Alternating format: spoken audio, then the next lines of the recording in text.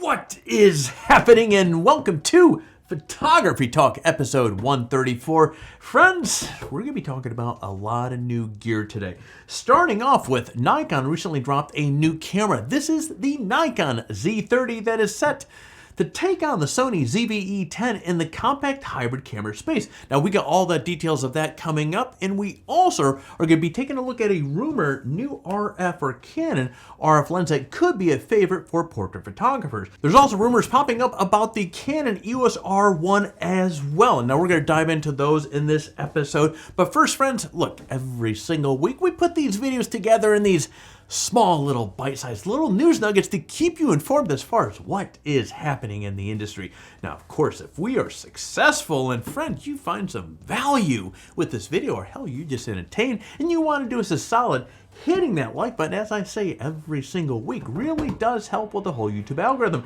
That said, my friend, let's get into this week's headlines. Now, taking a page from the Sony ZV-E10, Nikon has introduced a small, lightweight video-focused camera for vloggers and other video creators. Now, this thing is called the Z30, and it features, friend, a 20-megapixel APS sensor. The camera also has a 3-inch, it's a pretty good size LCD on the back of this thing. Now, this flips around to face forward so you can see yourself as you're filming, which is really nice. It's actually a must-have in my opinion. Anyways, Nikon incorporated other video-centric features as well. For example, there's a built-in stereo microphone that has much better audio quality than typical built-in mics. Well, at least that's what Nikon is saying. Now, just to be safe though, the Z30 also has a port on the side for an external mic.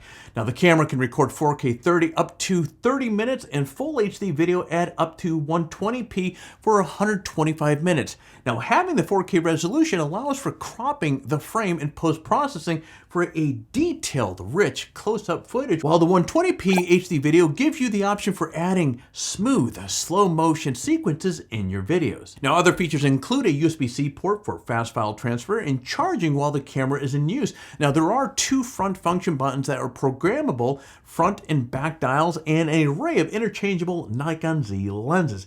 And Nikon's really going to overdrive with these as well. So there's a lot of new lenses popping up all over the place. Now, the camera also automatically adjusts focus when an object is brought closer to the lens, like doing a close-up of a product. In its eye and face tracking capabilities ensure you are always in focus. Now, if you're interested in one of these cameras, it is set to go on sale next month, but you can pre-order yours today. Now, you can get the Z30 with the Nikkor ZDX 16 to 50 millimeter 3.5 to 6.3 VR zoom lens for about $850. That's a deal. Now, if the Z30 sounds like something that you really want to use, check out the description below for a link so you can pre-order one.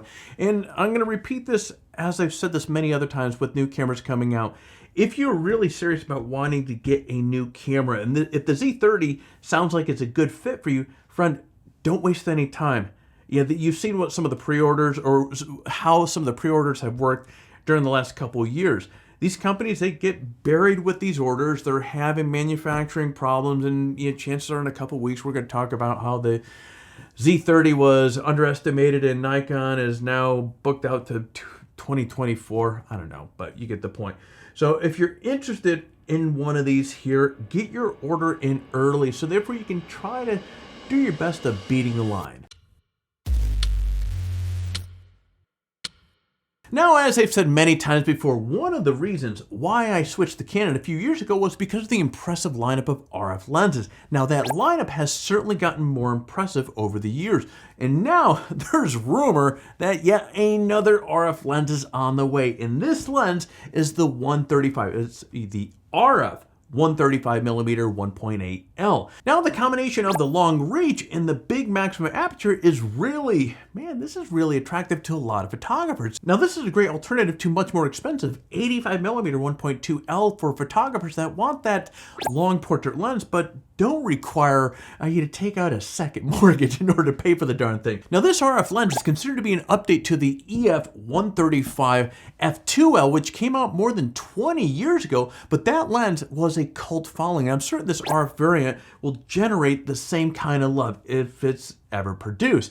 Now, rumors indicate that the RF 135 lens will be introduced later on this year, but like anything else, it's not, this is just a rumor, so we'll have to wait to see if this pans out. And as always, guys, as we get more information about this, we're going to keep you informed with that. Now, Canon shooters like me have been eagerly anticipating the day that Canon releases a new R series flagship camera. Well, unfortunately, we're going to have to wait a little bit longer. Now, though Canon hasn't confirmed the flagship EOS R1 camera, some folks in the industry thought that Canon might announce it by the end of the year. The rumor mill now says the EOS R1 won't arrive until 2023 and the later half of the year at that. So it looks like we're going to have to wait a solid year until we get word of the R1. The EOS R3 is a fantastic camera for sure, but the Z9 and the A1 are simply much more capable cameras. That being the case, Canon really needs to step up the R1 in order to compete with these guys. Now, if the rumor specs are anywhere close to being reality, an 85mm megapixel sensor, 20 frames per second burst shooting at full resolution, and 40 frames per second burst shooting at 21 megapixels, hell, the R1 would definitely give the Z9 and the A1 a run for their money. Now, of course, that head-to-head matchup, we'll have to wait though. Of course, guys, we're going to keep you posted with any further development. Friends, that's it for this week's news. Now let's shift gears. Oh no, that's right, our giveaway is over. So, friends, normally this is the part where I would share with you the prizes that we have this month, but our giveaway is now over. Actually, the next Photography Talk episode, we're going to announce the winner, so you want to stay tuned with that. So instead, well, it's that time of the video where, friends, I'm going to ask you to do all that YouTube stuff that is really oh so valuable to the channel. So if you currently aren't subscribed to the channel, friend, what are you waiting for? We'd love to have you part of the family, and oh, might as well hit that like button. We already spoke about the like button, and just to make sure that you get every notification when we release a video just like this, make sure you hit that bell, crush it, kick it, do whatever you need to, but make sure it's selected so therefore YouTube does its thing when we release a new video. And friends, that is it. I'm going to be turning off these cameras, getting out of my studio, so you get out there, stay healthy, and take your best shot.